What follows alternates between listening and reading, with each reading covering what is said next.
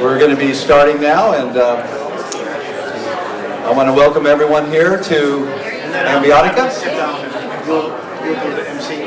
If you don't have a seat, you might want to come in and find one. There's a few more. A little room up front here.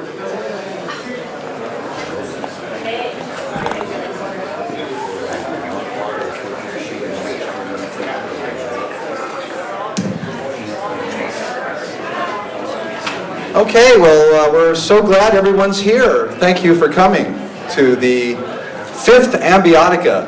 This is a special event that has been a series. We haven't done one since 2007, but this is our opportunity to combine our creative vision with some thoughtful discourse, starting off our evening. As most of you know, we will continue the evening at 10 o'clock at the Anon Gallery, which is around the corner. And we have some wonderful music and various attractions over there later. But I'm glad that everyone has shown up early, because this is the real treat of the evening. And I'm delighted to welcome two amazing figures here to San Francisco. This is our opportunity to kind of learn from, see whose shoulders we stand on in some ways, with Ralph Metzner and John Allen. And maybe we'll just welcome them.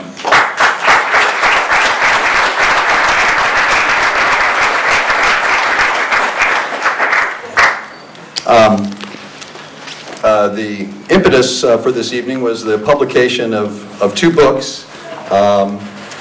John Allen, who Tango is going to come up in a few minutes and tell us a little bit more about John, but he is the original visionary who conceived the idea of Biosphere 2. And for those of you who may not be familiar with this pioneering project, you'll know a lot more after this evening. But John's background is quite fascinating. He's a true Renaissance man and has made contributions in many different spheres. Ralph Metzner, many of you may know, was involved at the early crystal of the psychedelic culture that we now all take for granted, back working with Ram Dass, Richard Alpert, and Timothy Leary back at Harvard. And there's been a lot of coverage of this fabled era and the many stories surrounding the work of these gentlemen. But this is finally an opportunity for Ralph and Ram Dass and many others to share their point of view and their insights on that formative era. So these are the books: Me and the Biospheres by John Allen, and Birth of a Psychedelic Culture by Ralph Metzner and Ram Dass. And Gary Bravo was instrumental in helping put this volume together. We'll be selling books out back here and having an autograph session from 10 to 10:30. So make sure if you get a chance to pick up copies of the books.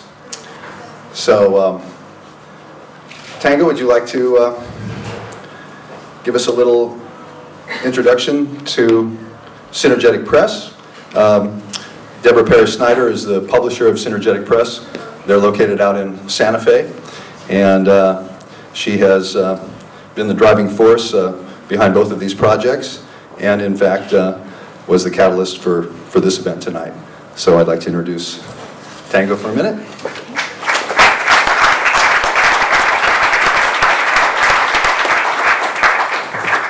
Well, Synergetic Press has got a very appropriate name for what brought together all of us here this evening. And and I've had the extraordinary opportunity to know John Allen and work with him for over 30 years on various different ecological projects and theatrical expeditions, and then culminating in Biosphere 2, where I lived and worked for 10 years with John, and I was very, very proud to be able to bring out his memoir spanning this vast, diverse man's life. So Ralph, I had the great fortune of meeting only a few years ago, and by synchronicity, like it's all been going on now, he was on our back porch saying, oh yes, well I do have a book that you might be interested in. And that brought me to this next journey that took me through from Biospheres to the world of psychedelics. So tonight we are conjuring a noosphere and looking at the synergy between these two different fields of experience with two men who have been a long way down the path on that journey. And Michael Gosney, who I'm so glad to reconnect again with. I cannot tell you when I proposed this crazy idea and you said, oh, you know, I do that sort of thing. How thrilled I was with the opportunity to be able to come to San Francisco for this kind of manifestation. Thank you, everybody, for coming. Okay. Thanks, Kingo. Okay. Are you ready, John? Johnny Dolphin in San Francisco. Well, I would like to mention this noosphere is intimately connected with this union of higher states of consciousness, Ralph's field, and Biospheres. The noosphere idea was developed, in fact, by Vernadsky of Russia. Speak into the microphone. There you go. Speak into the microphone, please. Go ahead, John. You're good. All right. Rio, would you adjust the microphone, please? Yes, speak. It's on. You just need to turn it up. Okay. Speak into the microphone. Yeah, just speak into it. Oh, I just stay closer to it. Okay. All right. All right. Now I got it. So anyway, he defined the noosphere as an by the way, the word sphere is not an intellectual's word. It relates to the fact that the Earth is more or less a sphere. It's actually an oblate spheroid, but it's pretty close to a sphere. So all of the things that are dependent on the geosphere are literally a sphere. This is not, some metaphor. And so there are many, many properties. So there's the noosphere, he said, will be composed of individuals who synthesize inside themselves basically the ethnosphere, the world of art and culture, the technosphere, the world of techniques, and the biosphere. And he thought the noosphere would occur. Now there was a mystical interpretation put on that, but as the original scientific historical one was this is a reality, the noosphere, that there's more and more individuals that in their life integrate art, science, and philosophy, because our culture, the cultural barriers that kept us apart are now into an ethnosphere. Now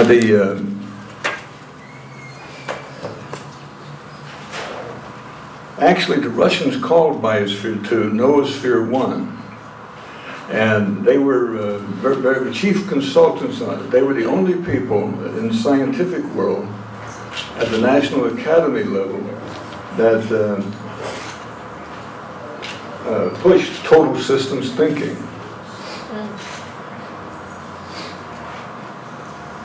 Now in America we went the opposite route.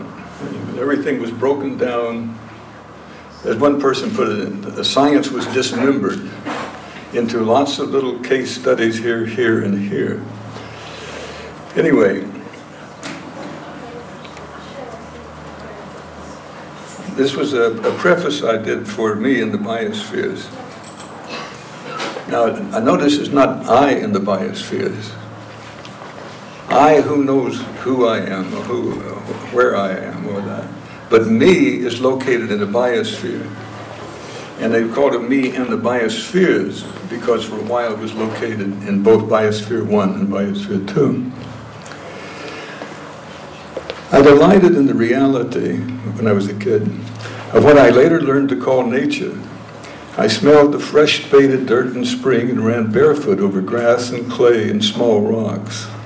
I slid into sun-warmed summer wallows with the big tough-skinned boars and sows that snuffled about in my grandfather's spacious hog lot. I loved the big branched, tall cottonwoods that flanked the quicksanded river, from whose safe height squirrels cautiously peered down at me. I sat contentedly watching the stinging red ants scurrying in and out of their sun-baked barren mounds that hid the queen. I dazzled myself by chasing butterflies and running down dirt roads chased by a cloud of midges.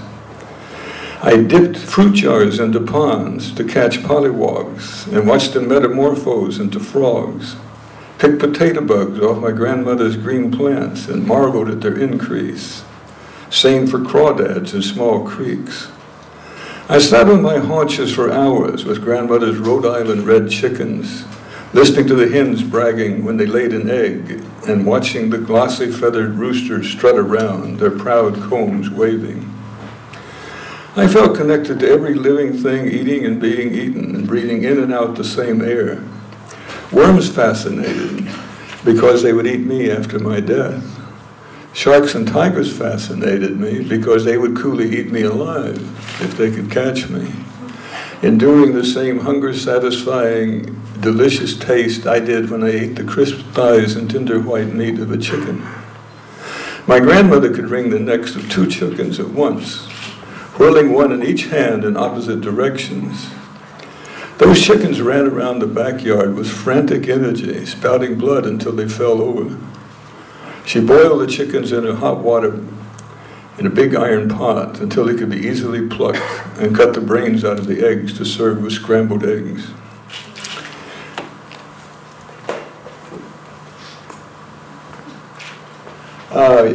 And then about 1967, so we put myself and some friends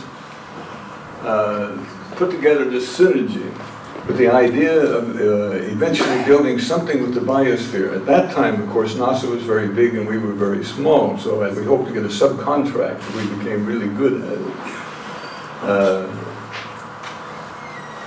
And how we would put this together would be enterprise, theater, and ecotechnics, ecology of technics and technics of ecology. Now notice this leaves out funding. People hate to talk about money. It leaves out funding and it leaves out, basically it meant we were going to self-finance everything. A series of projects developed the theory and practice of operating complex systems, biospheric, technospheric, and ethnospheric. Now, many people don't consider these as a system. They go, oh, there's a culture here, and a culture here, and a culture there. But in fact, the ethnosphere is at least as tightly bound together as the biosphere and the technosphere. You can see all 3 of these are inescapably together. But if you expand your consciousness enough with Ralph's methods or other methods, you can hold it together. And actually an increased attention span is really necessary to get these complex systems. You cannot do them on an if-then, if-then, if-then series of algorithms. Next. Okay, so, well, Haight-Ashbury, as we all know, broke down despite a number of attacks and counterattacks and so forth and so on. And some split to Oregon and Washington, some joined the system in the underground, and a handful of us split to New Mexico.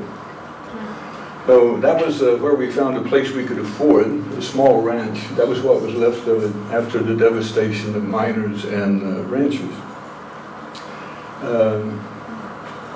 That was a side view of about a year ago. Now, that dome, which we started almost at the beginning, I co-designed with Bucky Fuller. It's a 5/8 dome, and it gives different properties than 1.5.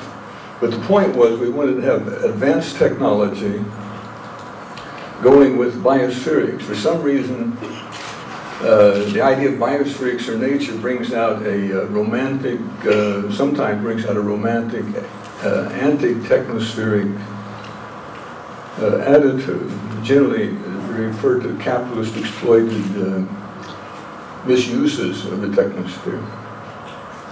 Okay, next.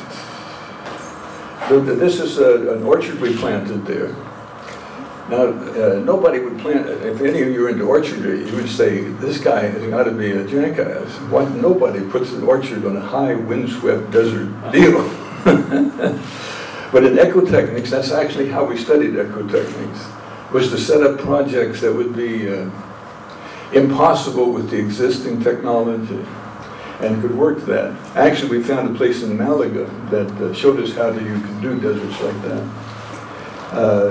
Then, after we got the ranch going and built up an architectural company and could do things like that, we decided the next step would be to have, to escape the national state system. There's only one place you can do that, that's on the ocean. And that we would build a ship and access the planet. At the same time, we would study the geosphere by studying the currents, this and this, the biosphere, including the marshes and coral reefs. And we built that actually very near here, over at the 6th Avenue Marina in Oakland. There it is. And that those timbers you see there, that was an old method of the Malays. There were two great sailing traditions, the Phoenicians and the Malays, Thai Malays. And they would, we suspended the ship in the air to work on it. And then launched it there. We've got the redwoods, 2x12 redwoods, because of the development, which is an inane discovery word. They should be called destructions, not development. So we would work and get in ahead and pull down these wonderful redwood branches, logs and timbers. And that's what held the ship up. Yeah. And then sailing, yeah. Now, the ship works the same way. That is to say, it's a combination of enterprise, theater, and ecotechnics.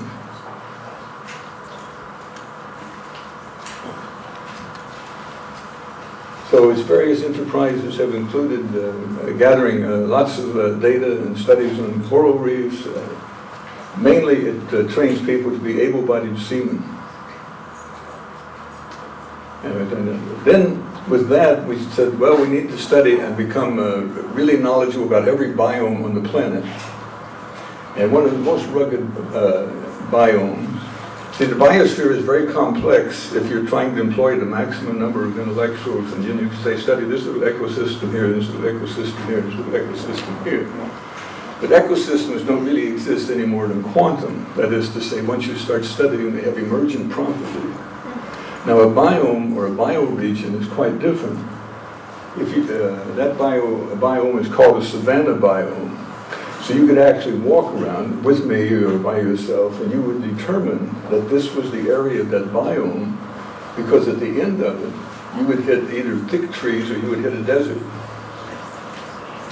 So what we did there then was develop enough knowledge where we could redo this 5,000 acres, which had been devastated and overbred. The photo to the left is why more people don't do this sort of thing.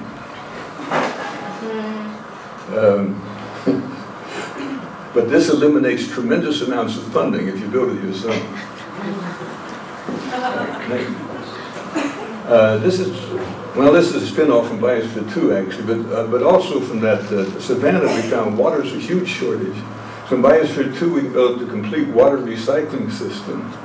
And now this is being used in remote Aboriginal communities. To go there, a simple one. Well, then there is the biome of the city, that is to say the human habitat. And so for that we decided that London was probably the most interesting human habitat. And if you could build a habitat that could live and deal in London, then this could later on be applied to a biosphere for the human habitat there. This gallery was also to increase our studies of the ethnosphere, because it was based on what we call artists of the trans-vanguard. The Western avant-garde was the arrangement systématique du sang of Rimbaud, the systematic arrangement of the senses, which is basically done by the introduction of industrialization. But so now there is a trans-vanguard in Africa, in China, in many places. There's an avant-garde who is not imitating the European avant-garde, but is actually also deranging their previous sensibility in order to systematically deal with the impact of the technology. Then in Puerto Rico, for the rainforest, the Biosphere 2 eventually, we were then going to put rainforest biomes in it and so forth. But a different, this is a 1,000-acre reforestation project with the Departamento de Desarrollamiento in Puerto Rico. And the idea is to actually grow logs so close together that they, with the existing trees, that you don't have to clear cut at all. You can put them in and grow through them. Okay, well, a quick design of Biosphere 2.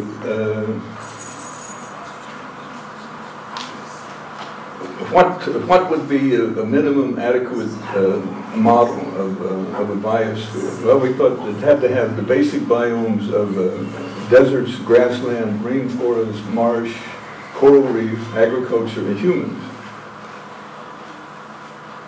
Of course, on planet Earth, those are divided up. Some belong in the Arctic region, some in the higher latitude, and some at the equator. But we chose basically an equatorial approach to this.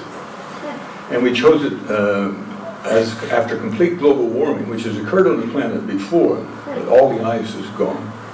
So it's a two-phase system. We didn't include the ice system in it, but it went back and forth between the water and gas. Now, people say, well, how can you finance such a thing like that? Well, this is the kind of thing, by the way, which you cannot study in the United States. It's not illegal, but you'll find people will be terrified to discuss noospherics. The only country that really, from the establishment point of view, that pushes that is Russia, and to some extent China and Japan. Well, the invention of it was that you have an information rise that comes out of it. Tremendous new information. It's a research center on particularly ethnosphere and biosphere. And of course you have to then design a technosphere that can actually hold that together.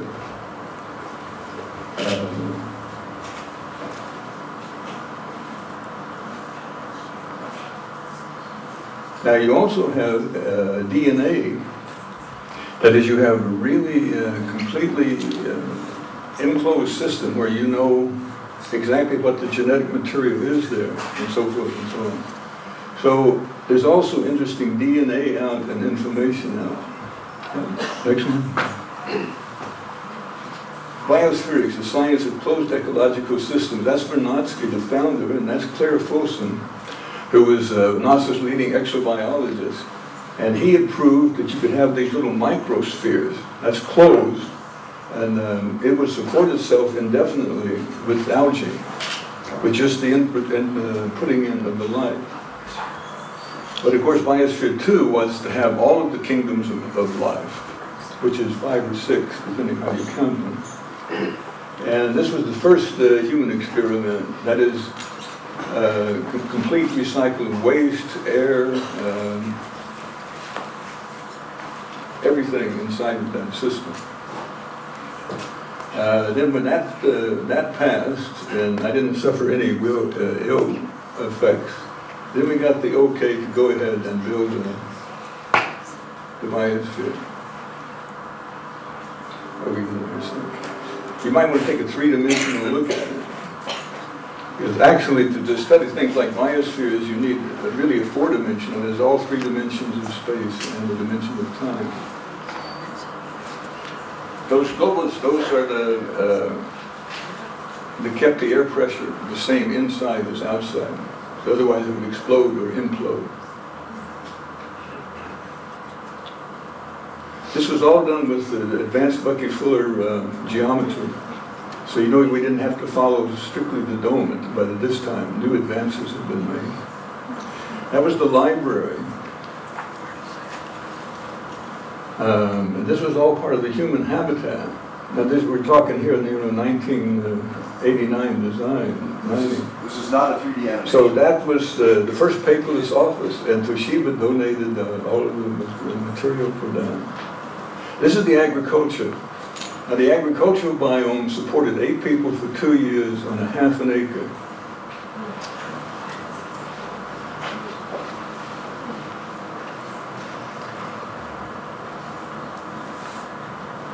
That's like 5,000 people a square mile.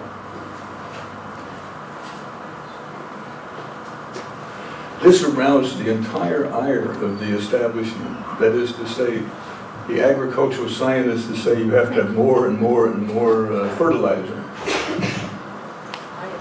There's no fertilizer being applied to that.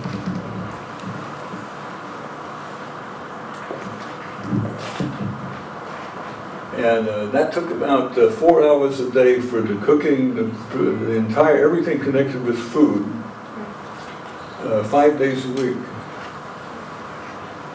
So then that left plenty of time then for life, cultural life, technical life, and so forth. This is if you were a reader of Edgar Rice Burroughs and you sail in over the coral reefs in Mombasa, and then you hit the marshes, and then you hit the savannah, and you hit the desert.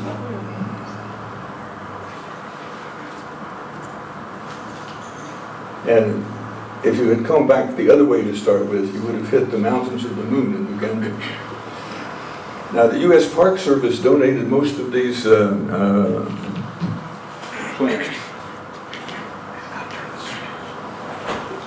That's because nobody was certain whether or not you could take those plants and raise them once they're destroyed, say in the city development. This is the technosphere. And the idea H.G. Wells had, the technosphere should be put under the ground. Life should have the above the ground.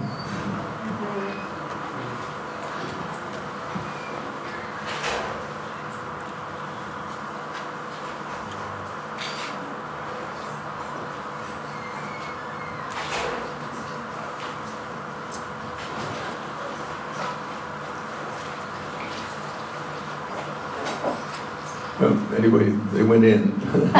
This is Dr. Gazinko. These are the 3 other Russians. Now the difference between Russian science and American science is extraordinary. And among all the other great brainwashings that happens to us in America is the brainwashing about Russian science. I'm not referring to communism, I'm referring to science. Like Mendeleev, for example, the periodic table. And what they call it is cosmism. That is, science should deal with subjects that are cosmically important. And then Mendeleev had a great student named Dokuchayev. And he classified soils on a base totally different from the United States Geological Service. I trained in geology, so I know both of them. USGS rates it on whether it's the sand, the soil, and the physical components. This is very good if you manufacture chemicals for agriculture. Dokuchayev classified soils on the basis of the role they played in the biosphere. There's different ecologies, biomes in different kinds of soil. There were 2,000 meters, so this was monitoring all of the changes in the atmosphere.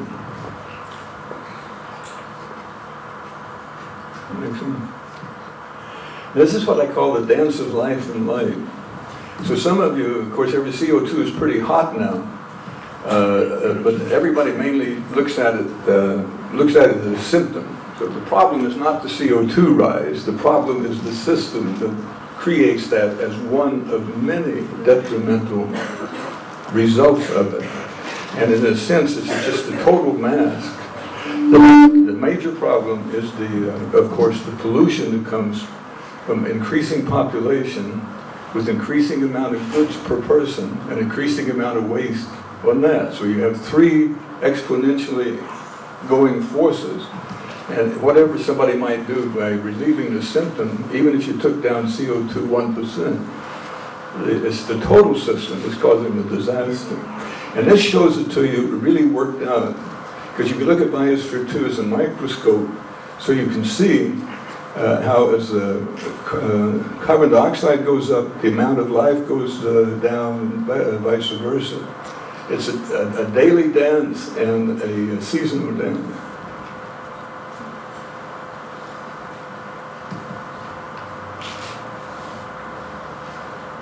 Yeah, well, the main cost of Biosphere, of course, was about 50 million to make where nothing could go in and out through a hole.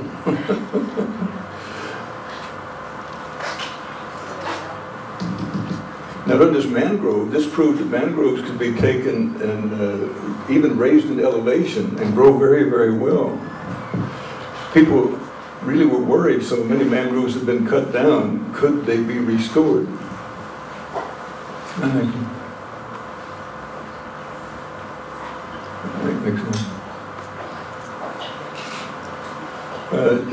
The government of Mexico donated the coral reef, and then we set up coral reef studies down around Acoma and Cornell came in to see how long it would take for the little ones to grow back, which were at different intervals.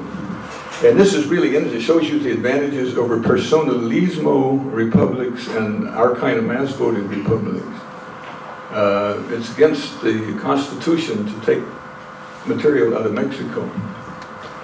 So, how do we have them Mexico? Because it went through, and they said, well, this is going to be very beneficial to Mexico and ecology and everything, so we will have a decree made that this is part of Mexico.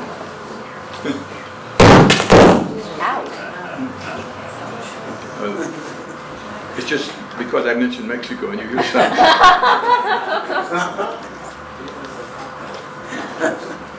Hello, hello. Well, let me see if I can go back to the time when I was a labor organizer. We didn't have any of that kind of crap, but we had to communicate to an audience by the projection of the voice. Yeah.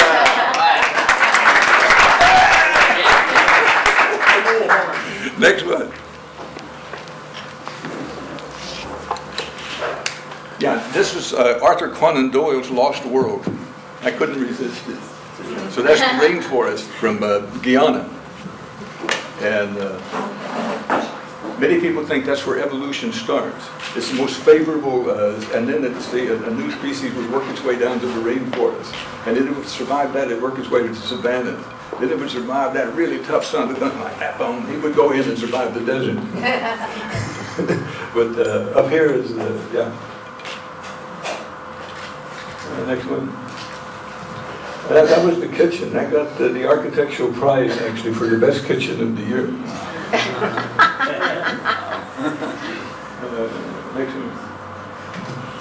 Now, one of the ways you could check on the health of the Biospherians was there a light in the library at night? So that was put at the top of a big stairway. So if anybody got weak, there wouldn't be any light up there. Next one. The external labs, each one of those had like a micro study, like a micro rainforest and a savanna that we worked on for 3 years before going and putting the one inside.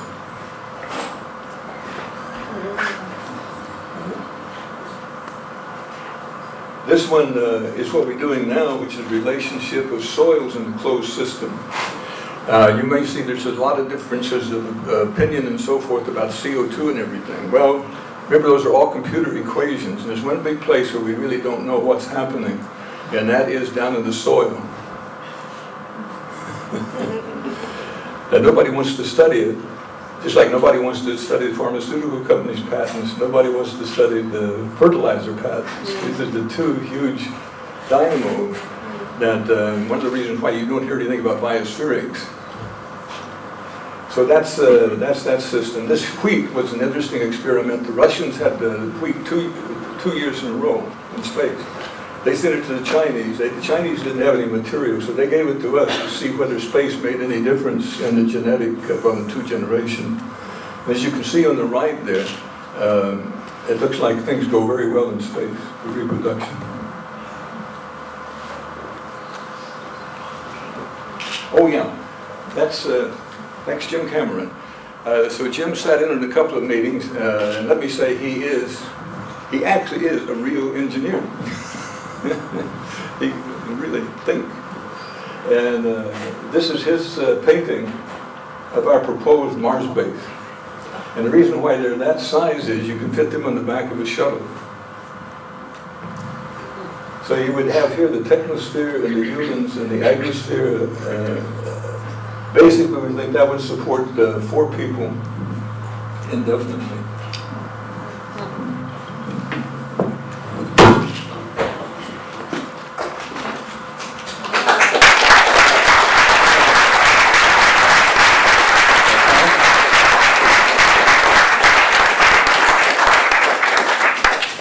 We will have some Q&A here, so hold your questions. I just want to take a second to thank Andy Fuso and the Jellyfish Gallery for hosting us here tonight.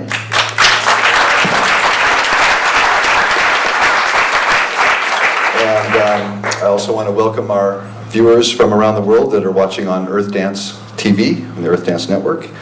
And